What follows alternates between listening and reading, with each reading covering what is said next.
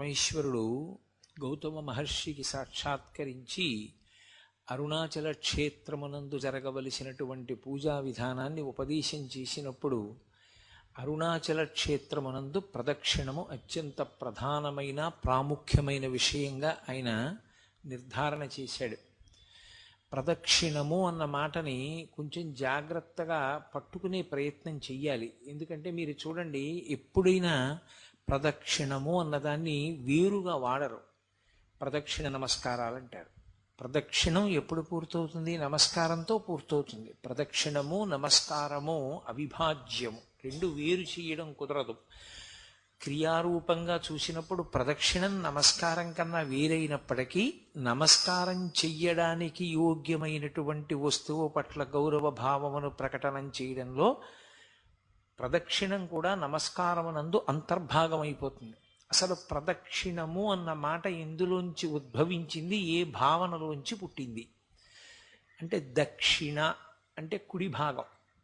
మనం కుడివైపు ఏది ఉంచామో అది పరమ పూజనీయమైన వస్తువు, అత్యంత గౌరవమైన వస్తువు అని పేరు, గుర్తు. నేను ఏకకాలమునందు రెండు వస్తువులను పట్టుకోవలసి వచ్చింది అనుకోండి, పరమ ప్రధానమైన వస్తువు, గౌరవింపబడవలసినటువంటి వస్తువుని కుడి చేతి వైపు ఉంచుకోవాలి. అంత గౌరవించవలసినది కాదు అని అనిపించింది అనుకోండి, ఎడం చేతి పక్కన పెట్టుకుంటారు. ఒక ఈశ్వరమూర్తిని నా చేతిలో ఎవరో పెట్టారనుకోండి, దాన్ని ఎడం చేతి వైపు పెట్టకూడదు, దాన్ని కుడి చేతి వైపు ఉంచాలి. అంటే అది పూజనీయమైనది. అందుకే పూజ చేసేటప్పుడు భగవన్మూర్తులు ఎప్పుడు ఎదురుగుండా ఉండవు. అసలు పూజ యందు కానీ దర్శనమునందు కానీ దేవాలయంలో దర్శనం చేసినప్పుడు కానీ అభిముఖ పూజ ఉండదు. భగవంతుడికి ఎదురుగుండా కూర్చోకూడదు. ఎందుకు కూర్చోకూడదు అంటే ఒక్కటే కారణం, ఈశ్వరుడు పరమతేజోమూర్తి. ఆయన యొక్క స్వరూపమే తేజస్సు, కాంతి. దానికి ఒక లక్షణం ఉంటుంది, అది ఎదుటివారి కాంతిని లాక్కుంటుంది. ఆ లక్షణం ఉన్న కారణం చేత ఈశ్వరుడికి అభిముఖంగా కూర్చుని పూజ చేస్తే తేజస్సు క్షీణిస్తుంది. అందుకని అభిముఖ పూజ లేదు. అద్వైత భావన చేత అంతా ఒక్కటైనా కర్మ చేసేటప్పుడు, క్రియ చేసేటప్పుడు భేదం ఉంటుంది. అందుకని ఈశ్వరుణ్ణి కుడి చేతి వైపు ఉంచుకుని తాను కూర్చోవాలి. ఈశ్వరుడు కుడివైపునుంటే తానెటు కూర్చోవాలి? తను ఎప్పుడూ ఆరాధనా సమయమునందు తూర్పు దిక్కుని చూడాలి. తూర్పుని చూస్తూ తాను కూర్చుంటే భగవన్మూర్తులు ఉత్తర దిక్కుగా చూస్తాయి. అప్పుడు పువ్వు పడేటప్పుడు కుడి చేతిని కదిపితే పడుతుంది. ఇలా కుడి చేతి వైపు పళ్ళెంలోంచి పువ్వులు ఇలా అంటున్నారనుకోండి, ఆ పువ్వులు ఈశ్వర మంటపం వైపుకు పడుతుంటాయి, ఈశ్వర పాదముల మీద పడతాయి. ఆయన కుడివైపు ఉంటాడు, మనం తూర్పుని చూస్తూ ఉంటాం. పూజా పరికరములు కుడి చేతి వైపు ఉంటాయి. అసలు ఎడం చేత్తో అందుకోవలసిన అవసరం, ఎడం చేత్తో ముట్టుకోవలసిన అవసరం ఇక ఉండదు. పూజలో ఒక్క కుడి చేత్తోనే చేస్తారు. ఎప్పుడైనా ఏదైనా బరువైనదైతే కుడి చేతితో పట్టుకుని ఎడం చేతి యొక్క బలాన్ని కలుపుతారు తప్ప కుడి చేతితో మాత్రమే ఉపయోగించడానికి కారణం, అవతల ఎవరిని మీరు ఆరాధన చేస్తున్నారో ఆయన పరమ గౌరవనీయుడు. మన జీవితానికి అంతటికీ కూడా ఆయనే ధ్యేయమైన వాడు అని చెప్పడం కోసమని కుడివైపు ఉంచుతారు. మీరు అలా ప్రయత్నం చెయ్యవలసిన అవసరం లేకుండా, అంటే పూజామందిరం ఏదో మీ కుడి చేతి వైపుకుంది అన్న భావన చెయ్యవలసిన అవసరం లేకుండా మీరు తూర్పుకి తిరిగి కూర్చున్నారనుకోండి, తూర్పుకి తిరిగి కూర్చున్నాడు అంటే సద్భావనతో ఈశ్వరుణ్ణి మనసులో స్మరిస్తూ ఉన్నాడు అని గుర్తు. తూర్పుకి తిరిగి కూర్చుని ఉన్నాడు అనుకోండి, అప్పుడు దక్షిణం. మీరు చూడండి, తూర్పుకి తిరిగితే కుడి చేతి వైపు ఏ దిక్కు అన్నాను అనుకోండి దక్షిణం, ఎడం చేతి వైపు ఉత్తరం, వెనక వైపు పశ్చిమం కదా. దక్షిణం అన్న మాట ఎక్కడి నుంచి వచ్చిందంటే, అలా కూర్చున్నటువంటి వాడి యొక్క కుడి చేతి వైపు హృదయం అంటారు. మనం సాధారణంగా గుండెకి పర్యాయపదంగా హృదయస్థానం ఏది అంటే ఎడం చేతి వైపు చూపిస్తాం. కానీ ఆధ్యాత్మ విద్యయందు హృదయము అన్నది పరమేశ్వరుని యొక్క స్థానము. ఆ హృదయము ఎటువైపు ఉంటుంది అంటే కుడివైపుకు అని నిర్ధారించారు. అందుకే భగవాన్ రమణులు తాబేటి బండ దగ్గర ఆయన ఒకసారి కూర్చుని ఉండగా ఆయనకి ఊపిరాగిపోయింది. ఊపిరాగిపోయి రక్త ప్రసారం అంతా ఆగిపోయింది, శరీరం అంతా నల్లగా అయిపోయి కొయ్యబారిపోయింది. పక్కన కూర్చున్న ఆయన గోలగోల పెట్టేశాడు, రమణ మహర్షి శరీరం వదిలిపెట్టేశాడు. రమణులు మాత్రం సాక్షిగా చూస్తున్నారు ఏమవుతోంది ఈ శరీరం అని. ఓ, ఇది మృత్యువు వాత పడింది అని తెలుసుకున్నారు. తెలుసుకున్న తరువాత అహంస్ఫురణం మాత్రం ఇక్కడి నుంచి వస్తోంది. అహంస్ఫురణ అంటే ఈశ్వర స్థానంలోంచి ఉన్నాను అని చూస్తున్న భావన ఇక్కడి నుంచి వస్తోంది. ఒక్కసారి ఇటువైపు నుంచి ఒక కాంతి తీవ్రమైన వేగంతో ఎడం పక్కకి వెళ్ళింది. వెంటనే మళ్ళీ గుండె కదిలి రక్త ప్రసారం అయింది. ఆయన లేచారు. ఇప్పటికీ ప్రదక్షిణ మార్గంలో ఆ తాబేటి బండని చూస్తుంటారు. రమణ మహర్షికి ఎక్కడ ఈ అనుభవం కలిగిందో ఆ ప్రదేశానికి ఆ పెద్ద బండకి తాబేటి బండ అని పేరు. కాబట్టి కుడి చేతి వైపు హృదయస్థానం ఉంటుంది. ఆ హృదయస్థానము ఈశ్వర స్థానము. తూర్పుకి తిరిగి చూస్తున్నప్పుడు కుడి చేతి వైపుకి పరమేశ్వరుడు హృదయస్థానమునందున్నాడు. ప్రత్యేకంగా ఒక పూజా మందిరాన్నో ఒక మూర్తినో మీరు పెట్టవలసిన అవసరం లేదు. అలా పెట్టవలసిన అవసరం లేకుండానే పరమ పూజనీయుడైనటువంటి పరమాత్మ ఇక్కడే ఉంటాడు, కుడి చేతి వైపుకు ఉంటాడు. అందుకని దక్షిణం కుడివైపు అయింది. వామభాగం ఎడమ చేతి వైపుకు వచ్చింది. ఇప్పుడు ప్రదక్షిణం అంటే ఏది పరమ పూజనీయమైన ప్రదేశమో, ఏది అత్యంత గౌరవనీయమైనదో దానిని మీ కుడి చేతి వైపుకి ఉంచుకుని మీరు కదిలితే ప్రదక్షిణం అంటారు. ఎందుచేత? కదిలేటప్పుడు మీరు తిరుగుతున్నప్పుడు అది మీ ఎడం చేతి పక్కకి ఎప్పుడూ రాకూడదు, అది మీ కుడి చేతి వైపునే ఉండాలి. ప్రదక్షిణం అన్న మాటకు అర్థం ఏంటంటే మీరు దాని ఎందున్నటువంటి అపార గౌరవము చేత మీరు మీ కదలికల యందు ఆ వస్తువు మీ కుడి చేతి వైపున మాత్రమే ఉండేటట్లుగా చూసుకుంటే మీరు ప్రదక్షిణం చేశారు అని పిలుస్తారు. ప్రదక్షిణానికి సంబంధించిన భావన తెలియకుండా, దాని గురించి అసలు ఏమీ తెలియకుండా ప్రదక్షిణం చేశారనుకోండి, అది తప్పని నేను అంటలేదు. కానీ అసలు భావన లేదనుకోండి, మనసులో ఏమీ లేదు, ఉత్తినే తిరుగుతున్నాడు. ఉత్తినే తిరిగితే ఏమవుతుంది? ఎక్కడ ఏం చెయ్యకూడదో అది చేస్తాడు, మాట్లాడతాడు మధ్యలో. ఎందుకు మాట్లాడతాడు? దాని గౌరవం తెలియదు, దాని పవిత్రత తెలియదు. తెలియనప్పుడు మాట్లాడతాడు. కాబట్టి అంత పూజనీయమైన వస్తువుని కుడి చేతి వైపు ఉంచుకుని తిరుగుతున్నప్పుడు మాట్లాడకూడదు మధ్యలో. ప్రదక్షిణం చేస్తూ మాట్లాడాడు అనుకోండి, అప్పుడు అది ప్రదక్షిణం అవ్వదు. అది అందరూ దేన్ని గౌరవిస్తున్నారో అదంత గౌరవనీయమైనదేమి కాదు అని చెప్పినట్లు అవుతుంది. అందుచేత మాట్లాడకుండా తిరుగుతారు. మీరు ఒక దేవాలయానికి ప్రదక్షిణం చేశారు అంటే గుర్తు ఏమిటి? ఇక్కడ మొదలుపెట్టి ఇలా తిరిగి వచ్చాను అనుకోండి, ప్రదక్షిణం. నేను ఇలా తిరిగి వచ్చినా నా ఈ స్తంభం నా కుడి చేతి వైపుకే ఉంటుంది తప్ప ఎడం చేతి వైపుకి రాదు. అలా రాకుండా నేను చుట్టూ తిరిగి వస్తే ప్రదక్షిణం చేశాను అంటారు. అంటే నేను దాని చుట్టూ తిరిగినా అది మాత్రం నా ఎడమ వైపుకి రాకూడదు, కుడి చేతి వైపునే అది ఉండేటట్టు చూసుకోవాలి. అలా చేస్తే ప్రదక్షిణం. బాగుందండి, ఎందుకు చెప్పినట్టు మాకు ఇదంతా అని ఒక ప్రశ్న వెయ్యొచ్చు మీరు. ప్రదక్షిణం అన్నది ఎప్పుడు కుదురుతుంది? దానికి అంతటా వ్యాపించే లక్షణం లేకపోతేనే మీరు ప్రదక్షిణం చెయ్యగలరు. ఇప్పుడు ఇది ఉంది, ఈ స్తంభం ఇంతే ఉంది, ఇంతే ఉంది కాబట్టి నేను దీని చుట్టూ తిరుగుతాను. ఇది బ్రహ్మాండం అంతా ఆక్రమించింది అనుకోండి, నీ తిరగగలనా? నా వల్ల అవుతుందా తిరగడం? బ్రహ్మాండమంతా ఇది వ్యాపించేస్తే దీని చుట్టూ నేను ఎలా తిరగను? తిరగలేను నేను, నా సాధ్యం కాదు. ఇంకా శివుడికి మారుపేరు ఉంది, స్థాణుహు అని. స్థాణుహు అంటే కదలనివాడు అని. కదలనివాడు అంటే ఎందుకు కదలడు? జడత్వంతో కదలడా? కొంతమందిని చూడండి, ఏమిరా ఎంత చెప్పినా కదలవేరా, నువ్వు అలా కూర్చుంటావు, నీకేం జడత్వమా అంటారు. ఆయనకి జడత్వముండి కదలనివాడు కాదు, ఆయన కదలడానికి చోటు లేదు. ఎందుకని? నిన్ననే మీతో నేను మనవి చేశా, యజుర్వేదం ఒక మాట అంటుంది, బ్రహ్మాండ వ్యాప్త దేహ అని పిలిచింది ఆయన్ని. బ్రహ్మాండమంతా ఆయన శరీరమై నిండిపోయింది. అసలు నిజానికి శివతను అని అమ్మవారికి పేరు. అమ్మవారు ఈ బ్రహ్మాండములుగా ఉంటుంది, అది శివుడి శరీరం. అమ్మవారు పరమశివుని యొక్క శరీరం అయి ఉంటుంది, ఆ శరీరము ఈ బ్రహ్మాండము. ఈ బ్రహ్మాండమంతా శివుడైపోతే మీరు ఎలా ప్రదక్షిణం చేస్తారు నాకు చెప్పండి.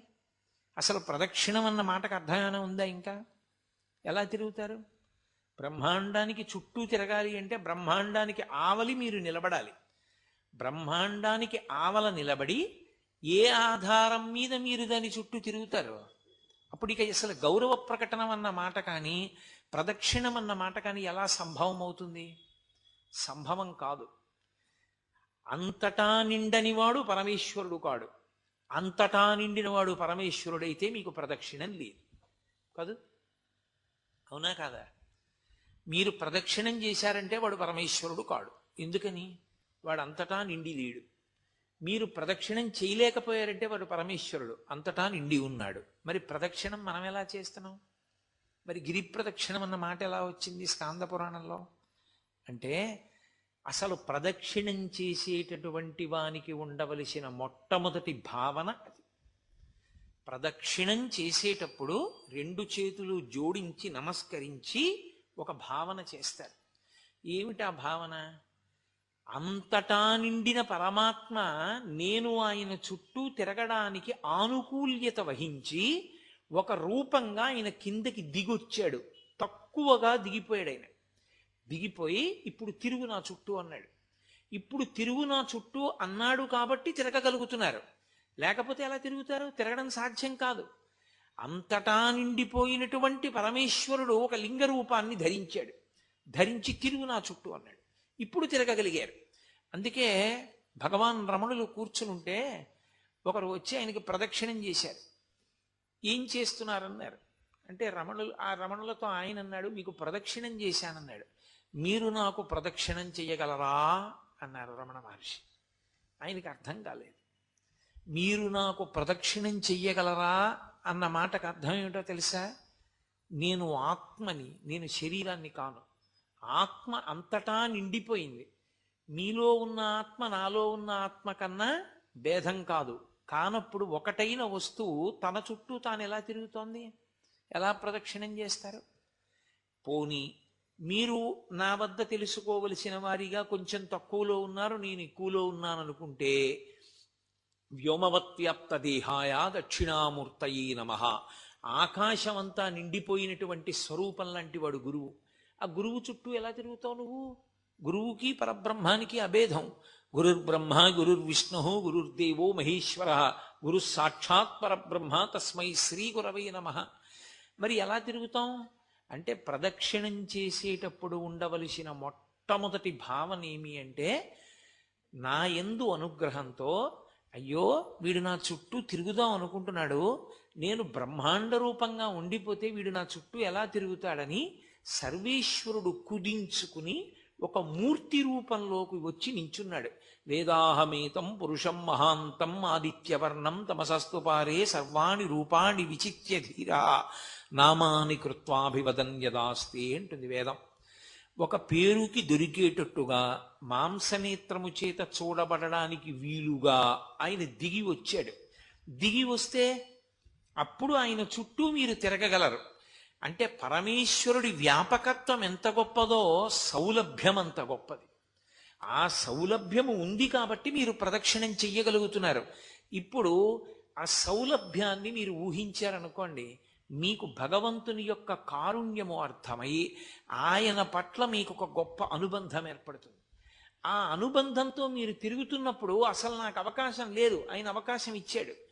ఆయన అవకాశం ఇచ్చి తిరగరా అంటే నా దృష్టి ఇంకో దాని మీద పెట్టి ఇంకోటి మాట్లాడుతూ ఎలా తిరుగుతాను, ఎలా అపచారం చేస్తాను? కాబట్టి నేను ఆయన మీదే దృష్టి పెట్టి తిరుగుతాను. అందుకని మౌనం వచ్చింది ప్రదక్షిణల్లో. ప్రదక్షిణమునందు మౌనము రావడానికి కారణం ఏమిటి అంటే ఆయన అనుగ్రహము ఉన్నది కనుక. ఆయనకి చీకాకు కలిగిందనుకోండి, నా యథారూపాన్ని పొందుతున్నాను అన్నాడు అనుకోండి, ఇక మీకు ప్రదక్షిణం ఏది? అందుకని ఆయన అనుగ్రహాన్ని నిలబెట్టుకోవడానికి మీరు అంత జాగ్రత్తగా ప్రదక్షిణం చెయ్యాలి. ప్రదక్షిణం చేసేటప్పుడు ఒక నియమం చెప్తారు. ప్రదక్షిణం చేసేవాళ్ళు ఎలా ప్రదక్షిణం చెయ్యాలి అంటే, నూనె బిందె ఒకటి ఒలికిపోయి నేల మీద నూనె పడిపోతే నిండు గర్భిణి ఇంకొక గంటలోనో 2 గంటల్లోనో ప్రసవం అయిపోతుందన్న స్థితిని పొంది ఉన్నటువంటి గర్భిణీ స్త్రీ చేతిలో ఒక గిన్నె పట్టుకుని గిన్నె నిండా తైలంతో ఉన్న పాత్ర పట్టుకుని, అంటే దాని నిండా నూనె పోసుకొని చుక్క కింద పడకుండా నడుస్తోంది అనుకోండి, కింద నూనె, నున్నటి నేల, నిండు గర్భిణి, చేతిలో తైలపాత్ర, ఎంత జాగ్రత్తగా అడుగు వేస్తుందో అంత జాగ్రత్తగా అడుగు వేయాలి. ఎందుకని? లేకపోతే లోపల ఉన్న వాడికి పదఘట్టన ప్రకంపనలు తెలుస్తాయి. అది అపచారమైన పట్ల. ఇప్పుడు ఇందాక నేను గభాలన వేదిక మీదకి వచ్చాను, ఇది ఏమైంది? కింద పడింది. ఎందుకని? నా పదఘట్టనల ప్రకంపనలు ఇది పుచ్చుకోలేకపోయింది, ఇది కింద పడింది. మీరు పదఘట్టనలు చేస్తూ నడుస్తున్నారనుకోండి, చేస్తే లోపల ఉన్న మూర్తికి ఇబ్బంది కలుగుతుంది. అందుకని నిశ్శబ్దంగా ప్రశాంతంగా నడవాలి. భక్తి ఉద్దీపనమైతే భగవన్నామని చెప్పచ్చు. నర్తన చేస్తూ ప్రదక్షిణం చేసేవాళ్ళు ఉంటారు. నృత్య ప్రదక్షిణము అని ఈశ్వరుని యొక్క ఆరాధనా క్రమంలో అదొక భాగం. నృత్యం చేస్తూ ప్రదక్షిణం చేస్తారు, పాట పాడుతూ ప్రదక్షిణం చేస్తారు, సంగీత వాద్యాన్ని మోగిస్తూ ప్రదక్షిణం చేస్తారు, మౌనంగా ప్రదక్షిణం చేస్తారు. తప్ప లౌకికమైన మాటలు మాట్లాడుతూ ప్రదక్షిణం లేనే లేదు అసలు. కాబట్టి అసలు మాట్లాడుతూ ప్రదక్షిణం చేశాడు అంటే వాడికి ప్రదక్షిణం గురించి ఏమీ తెలియదు అని గుర్తు. ఎందుకు ప్రదక్షిణం చేస్తారు? ప్రదక్షిణం చేయడం దేనికోసం అంటే నమస్కారం చేయడం కోసం. మీరు ఎక్కడ మొదలు పెట్టారో అక్కడికి తిరిగి వచ్చేసేయాలి, తిరిగి వచ్చి నమస్కారం చెయ్యాలి. ఆ నమస్కారం చేసేటప్పుడు పరమేశ్వర మూర్తి తూర్పుని కానీ పశ్చిమాన్ని కానీ చూస్తే మీరు ఉత్తరానికి తిరిగి నమస్కారం చేయాలి. ఒకవేళ ఈశ్వరమూర్తి ఉత్తరాన్ని కానీ దక్షిణాన్ని కానీ చూస్తే మీరు తూర్పుకి తిరిగి నమస్కారం చేయాలి. తూర్పుని ఉత్తరాన్ని తప్ప మీరు నమస్కారం చేసేటప్పుడు మీరు దక్షిణాన్ని పశ్చిమాన్ని చూడకూడదు, చూడకుండా నమస్కారం చెయ్యాలి. అందుకని ప్రదక్షిణ నమస్కారములు అంటారు. ప్రదక్షిణము తర్వాత వచ్చేది నమస్కారం.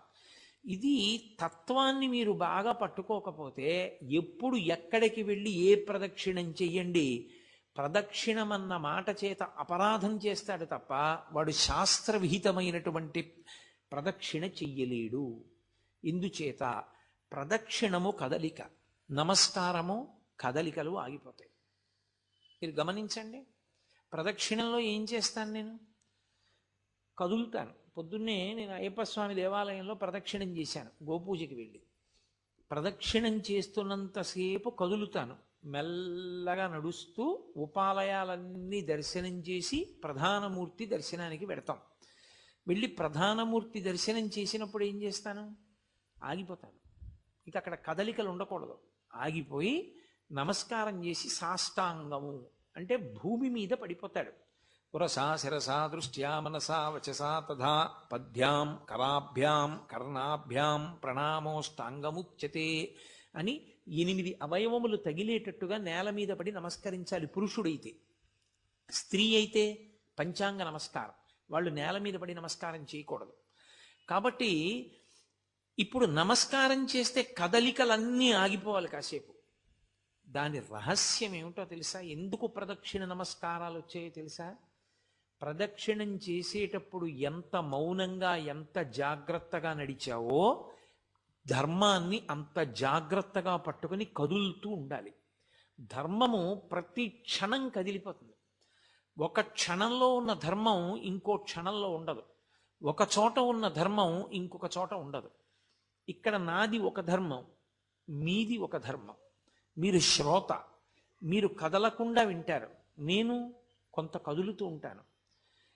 నేను ఉన్నతాసనం మీద కూర్చుంటాను చెప్పేవాడిని కాబట్టి, వినేవాళ్ళు చెప్పేవాడి మీద గౌరవంతో అంతకన్నా క్రిందకి కూర్చుంటారు. ఇదే నేను నా కార్యాలయానికి వెళ్ళాననుకోండి, నా పై అధికారికి నమస్కారం చెయ్యాలి, అప్పుడు అది నా ధర్మం. అంతేకాని ఇక్కడ నేను నమస్కారాలు పుచ్చుకున్నాను కదా అని అక్కడ నేను నమస్కారం చేయననకూడదు. అక్కడ నాకు అది ధర్మం. ధర్మం అనుక్షణం మారిపోతుంది, ధర్మం ఒకలా ఉండదు. మారిపోతున్న ధర్మాన్ని ఒడిసి పట్టుకోవాలి. ఎక్కడ ఎలా ఉండాలో అలాగే ఉండాలి.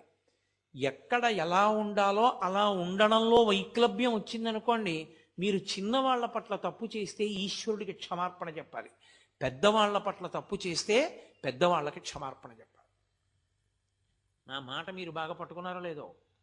నేను క్షమార్పణ రెండుగా విభాగం చేసి మాట్లాడాను. చిన్నవాళ్ల పట్ల దోషం చేస్తే, నేను ఈశ్వరుడికి క్షమార్పణ చెప్పాలి. నా కూతురుతో నేను మాట్లాడేటప్పుడు నేను పొరపాటుగా మాట్లాడాను అనుకోండి, నేను అలా మాట్లాడకూడదు. కానీ నేను కొంచెం వ్యగ్రతతో మాట్లాడాను నా కూతురుతో కోపంగా, అది కన్నుల నీరు పెట్టుకుంది. నాన్నగారు కోపంగా మాట్లాడారమ్మా నన్ను అని. ఇప్పుడు అమ్మ ఏమనుకోకురా, ఏదో అన్యథా ఆలోచనలో ఉన్నాను, ఆ వ్యగ్రతలో నిన్ను తొందరపడి గబుక్కుని అన్నానమ్మా, అలాగా నన్ను మన్నించు అనకూడదు. చిన్నపిల్లల దగ్గర అపరాధం చేసినటువంటి వాడు చిన్నపిల్లలకి క్షమార్పణ చెప్పకూడదు. తాను ఈశ్వర మందిరంలోకి వెళ్ళి క్షమార్పణ చెప్పాలి. పరమేశ్వర, పొరపాటు చేశాను, నా కూతురు నా కడుపున పుట్టింది, దాని పట్ల వ్యగ్రతతో ఏదో కోపంతో ఇంటికి వచ్చి గభాలన ఏ పుస్తకమో కనపడలేదని దాన్ని నింద చేశాను, నువ్వే తీసి ఎక్కడో పడేసి ఉంటావని. పాపం దానికి తెలియదు, నేనే ఎక్కడ పెట్టానో గుర్తొచ్చింది, దాని మనసు కుందింది. నాన్నగారు నన్ను అనవసరంగా అన్నారండి, నేను తప్పు చేశాను, దాని మనసు బాధ పెట్టాను, నన్ను క్షమించు అని ఈశ్వరుడికి క్షమార్పణ చెప్పాలి. పెద్దవాళ్ల పట్ల అపచారం చేస్తే, నా కూతురు నా పట్ల అపచారం చేసింది అనుకోండి, దేవుడికి చెప్పడం కాదు, పూజామందిరంలోకి వెళ్ళి నాన్నగారండి క్షమించండి, నేను పొరపాటు చేశాను, నిజమే నేనే తీశాను ఆ పుస్తకం, నాన్నగారు తీయలేదు అన్నాను కానండి, మర్చిపోయాను, నేనే తీశాను, మీకు కనపడలేదు, మీరు ఇబ్బంది పడ్డారు, నన్ను క్షమించండి అని చెప్పాలి. ధర్మాన్ని ధర్మంగా పట్టుకోవాలి. అందుకే ధర్మం అంతా కదలిక. ధర్మమునందు కదిలి కదిలి కదిలి కదిలి ఎక్కడ ఆగిపోతాడంటే సత్యమునందు ఆగిపోతాడు. సత్యము మారదు. అన్ని వేళలా, అన్ని యుగములలో, అన్ని రోజులలో, అన్ని సంధ్యలలో మార్పు లేక, కదలిక లేక ఒక్కలా ఉండిపోయేటటువంటి పదార్థమునకు సత్యమని పేరు. ఆ సత్యము బ్రహ్మము, పరమేశ్వరుడు. సత్యం జ్ఞానమనంతం బ్రహ్మ. సత్యమే బ్రహ్మము, బ్రహ్మమే సత్యము. సత్యమునకు బ్రహ్మమునకు అభేదము. ఆ సత్యాన్ని చేరుకోవడానికి మీరు కదులుతూ ఉండాలి. ధర్మం పట్టుకుని, ధర్మం పట్టుకుని కదిలి కదిలి సత్యమునందు ఆగిపోతారు. అదే ఈశ్వరుణ్ణి చేరిపోవడం. అందుకే ధర్మాన్ని ఎవడు పట్టుకున్నాడో వాడు సత్యాన్ని చేరిపోతాడు. ఎవడు ధర్మాన్ని వదిలేశాడో వాడు సత్యాన్ని చేరలేడు. కాబట్టి ప్రదక్షిణ నమస్కారము కదిలి కదిలి ఆగిపోవుట, పడిపోవుట. కదిలి కదిలి ఆగిపోవడం అంటే తిరిగి తిరిగి ఈశ్వరుణ్ణి చేరిపోవడం. జన్మ జన్మలు ఎన్నో ఎత్తి జీవుడు శరీరాలు మార్చి మార్చి మార్చి మార్చి ప్రవేశించి ధర్మాన్ని పట్టుకోవడానికి వీలైనటువంటి మనుష్య జన్మలోకి ప్రవేశించి, ధర్మము అన్నిటికీ ఉండదు, మనుష్యునొక్కనికే ధర్మం, మిగిలిన వాటికి అన్నిటికీ కలిపి ఒకటే ధర్మం, పశుధర్మం. పశుధర్మో నమే ప్రీతిం అంటాడు వ్యాసుడు దేవి భాగవతంలో. పశుధర్మం అంటే దానికి ఏవి ప్రమాణములు ఉండవు. ఆకలేసింది మీరబడి తినేయడమే, తనకన్నా బలహీనమైన ప్రాణి చెనకేయడమే, తనకి కామం కలిగింది తన కడుపున పుట్టినటువంటి దూడైనా సరే దానితో సంభోగించడమే. మనుష్యునకు అలా కుదరదు, ఆయనకి ధర్మం ఉంది. ఎలా పట్టుకోవాలో అలా పట్టుకోవాలి. ఎలా పట్టుకోవాలో చెప్పేది ఎవరు? వేదం. ఇక రెండో పదార్థం లేదు. ధర్మం చెప్పడానికి లోకంలో అధికారం ఉన్నది ఎవరికి? గురువుకి కూడా లేదు. గురువు ఎప్పుడవుతాడంటే అచంచల విశ్వాసము వేదమునందుంటే, వేదం ఏం చెప్పిందో అది చెప్తేనే గురువు తప్ప గురువు గారు చెప్తే ధర్మం అవదు. వేదాన్ని గురువు గారు చెప్పారు కాబట్టి ధర్మం అవుతుంది. గురువు వేదం ఒక్కటే చెప్తాడు, వేదాంతర్గతమైన విషయమును మాత్రమే గురువు చెప్తాడు. అందుకే వేదమే ప్రమాణము, శృతి ప్రమాణం తప్ప వేరొకటి ప్రమాణము కాదు. ఆ వేదము ధర్మాన్ని చెప్పింది. ఇదిగో ఈ తత్వాన్ని పట్టుకుంటే ముందు ప్రదక్షిణం చేయడానికి అధికారం వచ్చిందని గుర్తు. కాబట్టి శివుడు అన్నాడు గౌతమ మహర్షితో, అరుణాచలమునందు ప్రదక్షిణము గొప్పది. ఎందువల్ల? నేను స్థూల శివుడిగా ఉన్నాను ఇక్కడ, నేను ఒక కొండ రూపంలో ఉన్నాను. ఏమిటి అనుగ్రహం దానివల్ల అంటే, అసలు సామాన్యమైనటువంటి ఏ జీవి కూడా నన్ను చేరలేదు ఇక్కడ. నేను అగ్నిలింగాన్ని కాబట్టి పెద్ద పెద్ద స్ఫులింగములతో అంత పెద్ద అగ్నిహోత్రం జ్వలిస్తోంది అనుకోండి, మీరు పెడతారా నేను పెడతానా ప్రదక్షిణం చేయడానికి? ఎలా సాధ్యం? అసలు ఎవరు వెళ్ళరు. దాని మించి సెగొచ్చిందనుకోండి, గాలి, వేడి గాలి, మాడిపోతాడు. ఎవరు ప్రదక్షిణం చేయగలరు? చెయ్యలేరు. ఆయన ఏం చేశాడంటే ఆ శిలలలోకి లాగేశాడు ఆ అగ్నితత్వాన్ని. లాగి ఒక కొండలా కనపడేటట్టుగా దాని మీద ఓషధిలో పెరిగేటట్టుగా కూడా అనుగ్రహించాడు. ఒక కొండలా కనపడిన కారణం చేత మీరు పరమేశ్వర ప్రదక్షిణాన్ని చెయ్యగలరు. నా అనుగ్రహము చేత అగ్నిలింగమైన నేనే అరుణాచలంలోకి వచ్చేటప్పటికి ఒక పర్వత రూపాన్ని పొందాను. ఈ పర్వత రూపాన్ని పొందిన కారణం చేత ఇక్కడ ఎవరు ప్రదక్షిణం చేస్తానని నిర్ణయం చేసుకుని బయలుదేరుతాడో వాడు కొన్ని కోట్ల కోట్ల కోట్ల కోట్ల జన్మలెత్తితే తప్ప అసలు ఆ సంకల్పమును పొందడు. నేను నిన్ననే మీతో ఒక మాట మనవి చేశా. అరుణాచల ప్రవేశమునకు ముందు, అరుణాచల ప్రవేశము తరువాత అని జీవుడికి విభాగం చేస్తారు. అసలు వీడెప్పుడైనా అరుణాచలం వెళ్ళాడా చూస్తారు. అరుణాచలం వెళ్ళాడు, ఆ జీవుడి స్థాయి వేరు. అరుణాచలం వెళ్ళలేదు, ఆ జీవుడి స్థాయి వేరు. ఇప్పుడు అరుణాచల ప్రవేశం చేశాడు, గిరి ప్రదక్షిణం చెయ్యాలి, ఆ గిరికి ప్రదక్షిణం చెయ్యాలి తాను. ఆ కొండకి ప్రదక్షిణం అంటే శివుడికి ప్రదక్షిణమే. ప్రదక్షిణం అన్న మాటకు అర్థం మీరు బాగా గుర్తుపెట్టుకోవాలి. ఏ బిందువు దగ్గర మీరు బయలుదేరారో తిరిగి ఆ బిందువు దగ్గరికి వచ్చేయాలి. కుడి చేతి వైపుకి మీకు కొండ ఉండాలి, ఉండేటట్టుగా తిరిగి రావాలి. అలా తిరిగి వస్తే దానికి ప్రదక్షిణం అని పేరు. ఆయన అన్నాడు, కలియుగంలో ఈ అరుణాచల పర్వతం చుట్టూ ఎవరు ప్రదక్షిణం చేస్తారో వాళ్ళందరికీ కూడా 100 అశ్వమేధములు 100 వాజపేయములు చేసిన ఫలితం వేస్తాను. అశ్వమేధయాగం అసలు నిజానికి కలియుగంలో లేదు. కలియుగంలో అశ్వమేధయాగం సంకల్పం చెయ్యడానికి అధికారం లేదు, చెయ్యకూడదు. ఎందుకంటే నిషేధింపబడింది.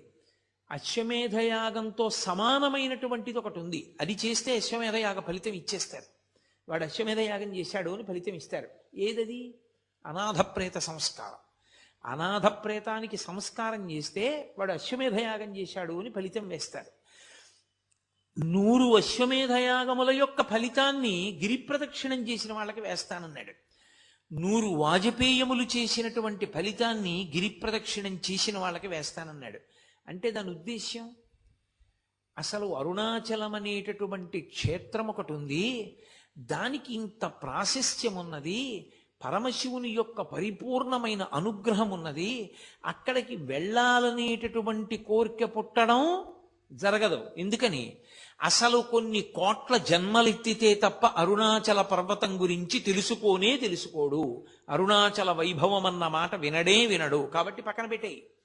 విన్నాడు, అది మనసులో హత్తుకుని అరుణాచలంలోకి ప్రవేశిస్తానన్న మాట అన్నాడు పో, అహంకారం వదల్లేడు. ఏదో ఒకటి వెంట పెట్టుకుంటాడు. వెంట పెట్టుకుని నేనింత వాణ్ణని డాంబికానికి పోయాడా ఆయన లోపలికి రానివ్వడు. అహంకార పరిత్యాగం చేశాడా లోపలికి రానిస్తాడు. అందుకే అరుణాచలంలోకి వెళ్ళాడు అంటే వాడికి ఏదో అధికారం ఉంది, పరమేశ్వరానుగ్రహాన్ని పొంది ఉన్నాడని గుర్తు. అందుకే లోపలికి రానివ్వరు. అటువంటి క్షేత్రాల్లో పరమ ప్రఖ్యాతమైన క్షేత్రములు అరుణాచలము, కాశీపట్టణము, ఇవన్నీ. ఎందుకని? అగస్త్య మహర్షి స్కాంద పురాణంలోనే కుమార సంహితలో చెప్తారు, ఎన్నో క్షేత్రాలకు వెళ్ళి నమస్కారం చేసినటువంటి పుణ్యము పరీపాకమైతే కాశీపట్టణంలోకి రావడానికి అర్హత వస్తుంది. అసలు అన్ని క్షేత్రాలకి జీవుడు ఎప్పటి నుంచో వెడుతుంటే ఆ ఫలితం ఉంటే తప్ప కాశీలోకి వెళ్ళలేడు. కుదరదు, అవతలబమ్మన్నారు. ఇక అరుణాచలం తత్తుల్యం, అంత గొప్పది. అరుణాచల ప్రవేశము అంత తేలికైన విషయం కాదు. కాబట్టి ప్రదక్షిణం అన్న మాటకు అర్థం ప్రదక్షిణం. స్కాంద పురాణాన్ని ఆధారం చేసుకుని భగవాన్ రమణులు అందరికీ చెప్తూ ఉండేవారు. ఎవరు అరుణాచలం వెళ్ళినా రమణుల దర్శనానికి వెళ్ళేవారు. ఆయన అనేవారు, మీరు గిరి ప్రదక్షిణం చేశారా అని అడిగేవారు. చెయ్యలేదు, వెళ్ళండి గిరి ప్రదక్షిణం చెయ్యండి అనేవారు. కొంతమందితో ఆయన గిరి ప్రదక్షిణం చేశారా అంటే వెడుతున్నాం అనేవారు. ఓ 2 గంటలు అయ్యేటప్పటికి మళ్ళీ కనపడేవారు. వెళ్ళారా? వెళ్ళొచ్చేసామండి అనేవారు. ఎలా వెళ్ళారు? 14 మైళ్ళు. ఎలా పెడతారు అంత తొందరగా అంటే? గుర్రబండి మీద వెళ్ళామండి అనేవారు. ఆయన నవ్వి అనేవారు, ప్రదక్షిణ ఫలితం గుర్రాందా మీదా అనేవారు. ప్రదక్షిణం గుర్రం చేసింది, నువ్వు గుర్రం మీద ఎక్కి కూర్చున్నావు, నీకెక్కడి నుంచి వస్తుందా ఫలితం? రాదు. కాబట్టి నువ్వు నడిచి వెడితే నువ్వు ప్రదక్షిణం చేసినట్టు. ఒకానొకప్పుడు ధర్మకేతు అని ఒక మహారాజు, ఆయన గుర్రం మీద ప్రదక్షిణం చేస్తుంటే ఆ గుర్రం బడలిపోయి కింద పడిపోయింది. పడిపోయి అది అంతర్ధానం అయిపోయింది. ఇదేడు గుర్రం అంతర్ధానం అయిపోయింది అనుకున్నాడు. ఆ గుర్రం ప్రదక్షిణం చేసిన కారణం చేత పరమేశ్వరుడు దాన్ని తన గణములలో ఒక గణానికి ఆధిపత్యం ఇచ్చాడు. అది కైలాసానికి వెళ్ళిపోయింది. అశరీర వాక్కు విని ఆ ధర్మకేతు బుద్ధి తెచ్చుకొని తాను కూడా ప్రదక్షిణం చేసి ఒక గణానికి ఆధిపత్యాన్ని పొందాడు పరమశివుడి దగ్గర. అరుణాచలంలో గిరి ప్రదక్షిణం అంటే అంత గొప్పది. మహర్షి అందుకే ఒక మాట చెప్తుండేవారు, ప్రదక్షిణం. ప్ర అంటే అరుణాచలము అంటే పరమశివుడే. కాబట్టి ఆ శివునికి ప్రదక్షిణం చెయ్యడంలో పాపములు కాలిపోతాయి. ఈ మాటని మీరు కొంచెం జాగ్రత్తగా అర్థం చేసుకోవాల్సిమండి. శాస్త్రంలో ఒక లక్షణం ఉంది, పాపము పరిహారమగుట అన్న మాట ఉండదు. పాపాలు పోవడం అన్నది ఉండదు. మీరు ఒకసారి పాపం చేశారనుకోండి, మీరంటే మనం అనుకోండి, నేను ఏదో ఉపన్యాసం చెప్తున్నాను కాబట్టి మీరు అంటూ ఉంటాను, ఒకరిని ఉద్దేశించి మాట్లాడేటప్పుడు అలా అనడం స్వాభావికమైన విషయం. అంతేగాని అది మీరందరూ పనికిమాలిన వాళ్ళు, నేను ఒక్కడిని పనికొచ్చేవాడిని అని కాదు దాని ఉద్దేశ్యం. ఇన్ బిట్వీన్ ది లైన్స్ అంటారు, అర్థం బద్ధం లేకుండా అలా అర్థం చేసుకోకూడదు ఉపన్యాసాన్ని. మీరంటే నేను కూడా అందులో మనం అని మాట్లాడడం అన్ని వేళలా సాధ్యం కాకపోవచ్చు. ప్రదక్షిణం చేయడంలో పాపనాశనము అన్న మాటకి గొప్పతనం ఎందుకు వచ్చిందంటే, ఒక పాపం చేస్తే